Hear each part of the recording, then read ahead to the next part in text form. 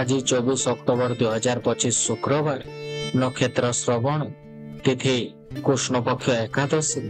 आज सूर्योदय होचंते प्रभात 5:53 और सूर्यास्त होचंते संध्या 5:25। आज शुभ बेला होची प्रायतः 9:30 रु 11टा पर्यंत एवं अशुभ बेला बा राहु काल होची प्रायतः 10:30 रु 12टा पर्यंत। मेष राशि, आज चंद्र सहित शुक्रंक मिलन हेतु अर्थनैतिक उग्रता मुहरे हस फुटाइब। पुत्र कन्या समस्यार सरल समाधान करिबारे आपण माने समर्थन लाभ करेंगे। आत्मीय माने ईर्षापरायण मनोभाव ने शत्रुता आचरण करिपारंती। दूर यात्रा पय पोस्ती सहित नूतन स्थान परिदर्शन मौका आपनको जुटी पारे। व्यवसाय संपत्ति समस्यार मध्याह्न आपणक दूर होइजिवो। समस्या रहिले मध्य काम संपादन करिबारे कौन असुविधा हेबो नाही। पिलांको सफलता, मूल्यवान द्रव्य लाभ, नूतन बंधु संपर्क, यात्रार सुजोग लाभर आपण माने खुशी रही पारंती। आज आपणक शुभ रंग होची लाल, शुभ संख्या होची 9 एवं प्रतिकार पय सूर्य देवता को मंदार फूल अर्पण करंतु। वृष राशि, नीच भावस्थ शुक्र जनित बंधुक सहित अशांति एवं अर्थभावर परिस्थिति जो विचलित बोध करि पारंती।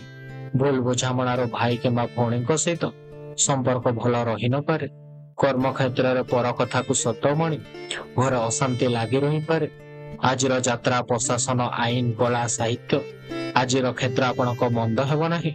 जीवन साथी को मन पसंद उपहार देवे। राजनीति रे निजर दक्षता अनुसार कौन से उच्च पदवी मिल पारे। विद्यार्थी माने पढ़ापढ़ी रे प्रसन्न रही पारंती। बैंक रे ऋण पाइबार पथ आपणक परिष्कार होई पारे। पुराना बंधुक सहित दिनटी बिताई पारंती। महिला माने अर्थ लाभ करिवे। आज आपणक शुभ रंग होची धला, शुभ संख्या होची 6 एवं प्रतिकार पाई श्वेत चंदन कर्पूर मिसे मस्तकरे आपण धारण करंतु। मिथुन राशि, बुधंक प्रभाव संपर्क प्रत्यक्ष सहयोग समस्या समाधान करि पारिबो नाही। बंधु गहन रे परिभ्रमण, नूतन स्थान परिदर्शन सहित सत्संग सुजोग पाई पारिबे। सभा समिति, जमी जमा एवं पिलांक कथा को मन दे आपण मन रही न पारे।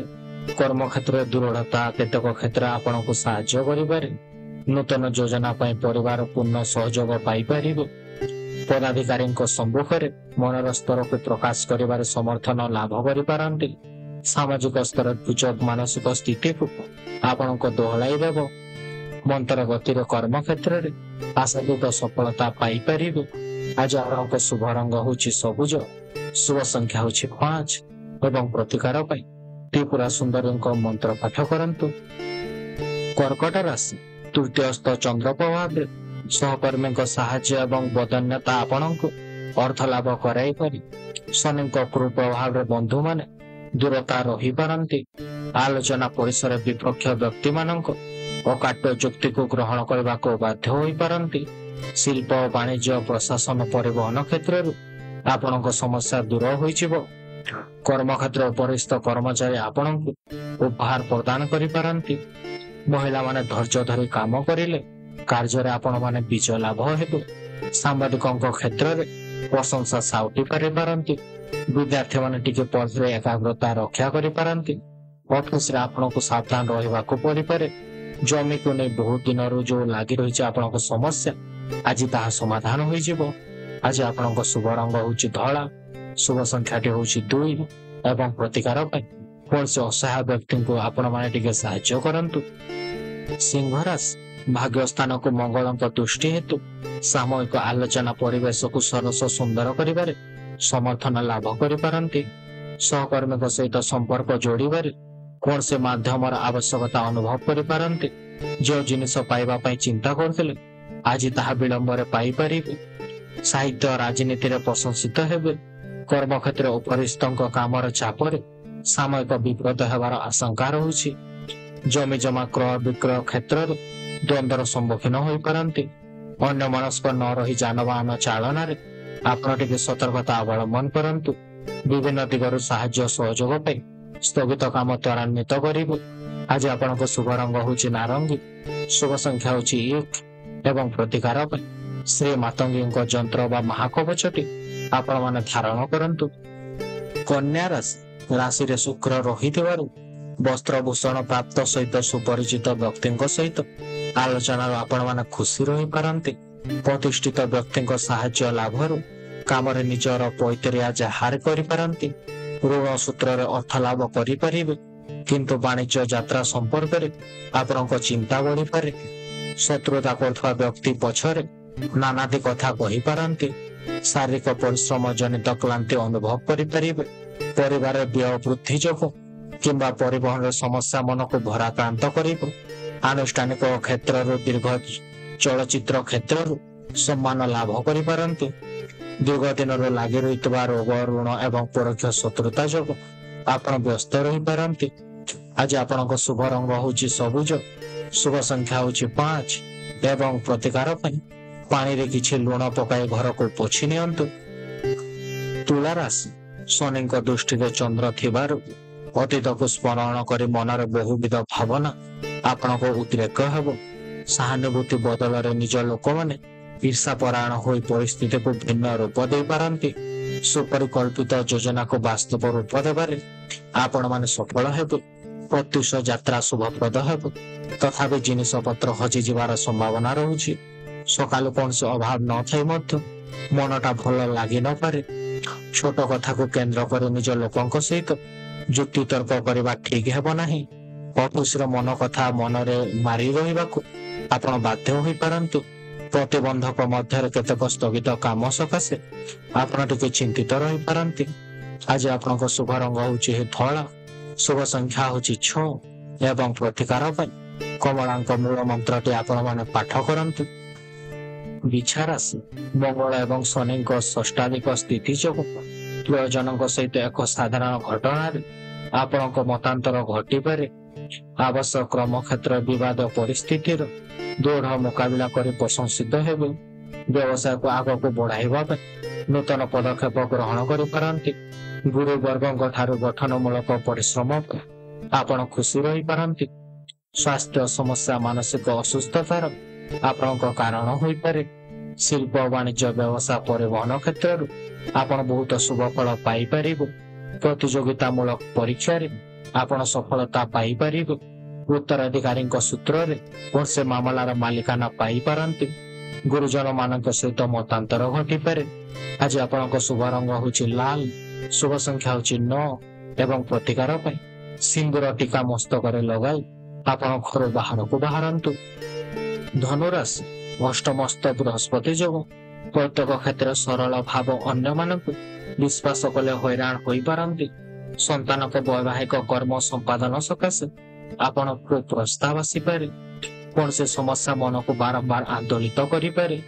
ନିଜର ଘର ଲୋକମାନଙ୍କ ଦ୍ୱାରା କିଛିଟା ଅସୁବିଧାର ଆପଣଙ୍କ ସମ୍ମୁଖୀନ ହେବାର ସମ୍ଭାବନା ରହୁଛି।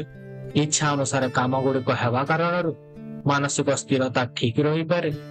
କର୍ମ ସମ୍ପାଦନ କରିବାରେ ସମସ୍ୟାର ସମ୍ମୁଖୀନ ହୋଇପାରନ୍ତି। କୌଣସି ସମସ୍ୟା କାମକୁ ଅଟକାଇ ପାରିବ ନାହିଁ।